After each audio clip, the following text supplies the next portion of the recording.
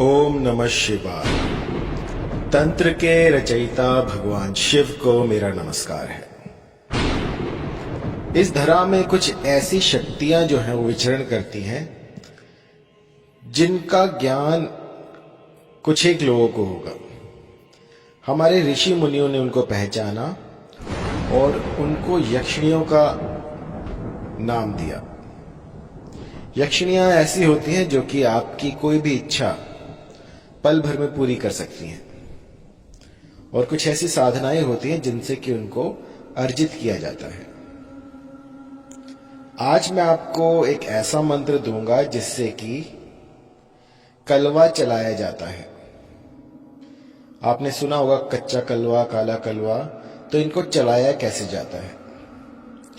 आज बंगाल का एक ऐसा मंत्र लेकर आया हूं जिससे कि आप काले कलवे को चला सकते हैं अपनी कोई भी इच्छा की पूर्ति के लिए। मेरे पास बहुत से ऐसे लोग आते हैं जो कहते हैं कि गुरुजी हमने बहुत सारे मंत्र किए हैं लेकिन हमारे लिए कोई भी काम नहीं करता है, तो कुछ ऐसा दीजिए जो कि रातों रात चमत्कार कर दे। कुछ ऐसा दीजिए जो कि हमारे मनोरथ को पूर्ण कर दे। तो आज मैं आपको गोरख बंगाल का एक ऐसा मंत्र दूंगा जिससे कि किसी भी स्त्री का वशीकरण किया जा सकता है। बहुत ही प्राचीन मंत्र है जिससे कि किसी को भी अपने वशीभूत किया जा सकता है।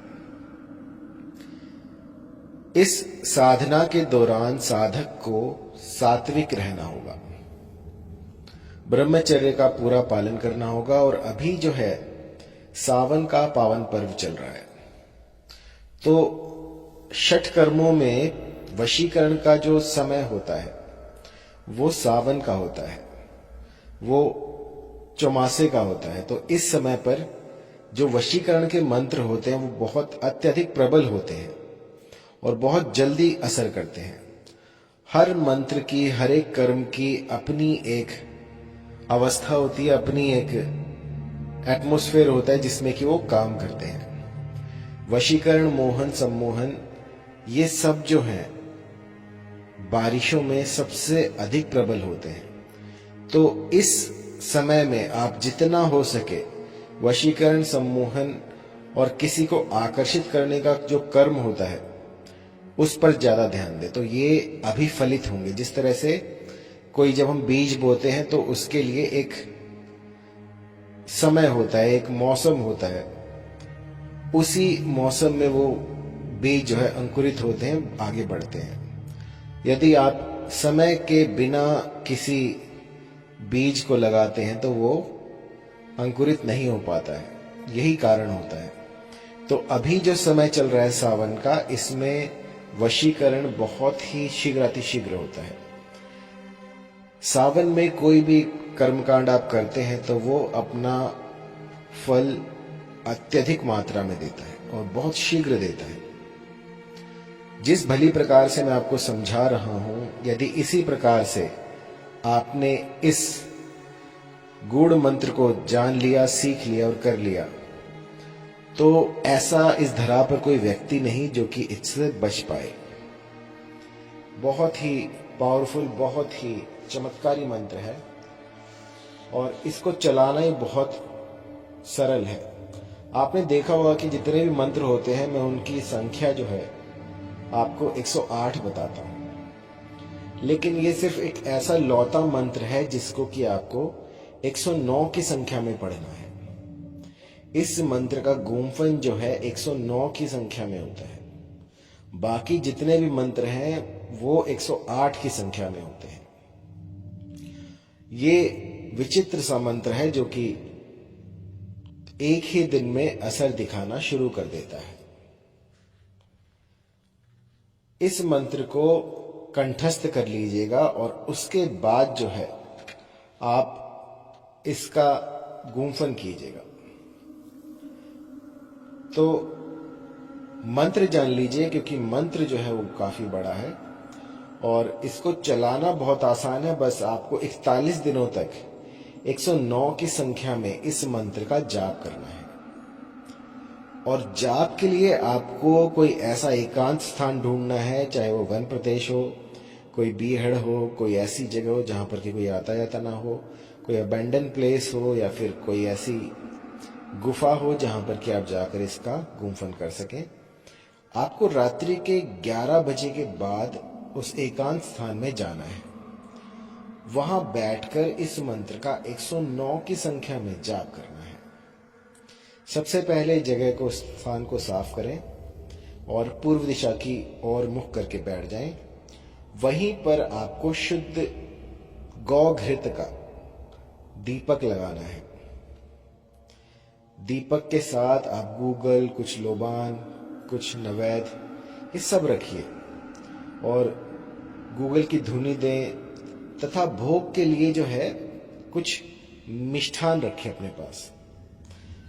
अगले दिन ये जो मिष्ठान है इसको किसी भी व्यक्ति को खिला दें या बांट दें और इसके बाद आपको 41 दिनों तक यह प्रयोग करना है। प्रयोग काल में सात्विक आहार लेना है और ब्रह्मचर्य का पालन करना आवश्यक है। प्रयोग के पूर्व होने पर इच्छित स्त्री या पुरुष आपके वश में हो जाता है। मंत्र इस प्रकार है: काली चले, कपाल चले, कलवा चले अलोप, इन तीनों के बीच मोहम्मद वीर चले। बैठी हो तो चीरू मारे, खड़ी हो तो चीख मारे। चलो मेरे मंत्रो, मेरे गुरु का मंत्र साचा, पिंड कांचा, दुहाई गोरख बंगाल की। मंत्र थोड़ा बड़ा है तो मैं एक बार फिर से आपको सुना देता हूं। काली चले, कपाल चले, कलवा चले अलोप, इन तीनों के बीच मोहम्मद वीर चले। बैठी हो तो चीरू मारे, खड़ी हो तो चीख मारे। चलो मेरे मंत्रों, मेरे गुरु का मंत्र साचा, पिंड कांचा, दुहाई गोरख बंगाल की। तो ये मंत्र इतना प्रभावी है कि सामने वाला व्यक्ति यदि उस पर ये प्रयोग कर दिया गया है तो वो बिना आपको देखे बिलक उठेगा, चीख मारेगा और अपने आप पर से अपना नियंत्रण खो देगा। वो इतना आसक्त हो जाएगा कि उसे 24 घंटे में आपके दर्शन होने अनिवार्य हो जाएंगे। यदि वो आपको कहीं देखता नहीं है तो वो बिलक उठेगा, इधर उधर दौड़ने लगेगा। इतना आसक्त हो जाता है कि भूख प्यास भी उसे प्रभावित नहीं कर पाती। रोने धोने के सिवाय उसके पास और कोई चारा नहीं बचेगा और आपको देखकर उसे ऐसा लगेगा कि परमेश्वर उसको दिख गए हैं। तो इतना प्रबल वशीकरण होता है। और कई बार ऐसा होता है कुछ कुबुद्धि लोग जो हैं वो मेरी शक्तियों का गलत प्रयोग करते हैं और किसी का अनिष्ट करने के लिए इन तेजस्वी मंत्रों का प्रयोग करते हैं। तो ऐसा मत कीजिएगा। यदि ये मंत्र आपके काम बना सकते हैं तो बिगाड़ भी सकते हैं। कभी भी किसी का अनिष्ट करने के लिए इन मंत्रों का प्रयोग ना करें। आम जनता की भलाई के लिए, सेवा के लिए ये मंत्र बने थे ताकि ये उस समय पर काम आए जब रिश्ता टूटने वाला हो, किसी को अपनी ओर आकर्षित करने के लिए, या फिर जब दो व्यक्ति डिपार्ट हो रहे हो, दूर हो रहे हो, तब उनको समीप लाने के लिए इन मंत्रों का उद्गम किया गया था। लेकिन समय के चलते लोगों ने इसका दुरुपयोग करना शुरू कर दिया। तो मैं जोर देकर यही कहना चाहूंगा कि यदि आप किसी का भला कर रहे हैं तभी इन मंत्रों का प्रयोग कीजिएगा, अन्यथा ये जितना लाभ दे सकते हैं उतनी ही आपकी हानि भी कर सकते हैं। भली प्रकार से समझने के बाद, मंत्र को कंठस्थ करने के बाद इसका प्रयोग कीजिएगा, अन्यथा ये किसी काम नहीं आएंगे।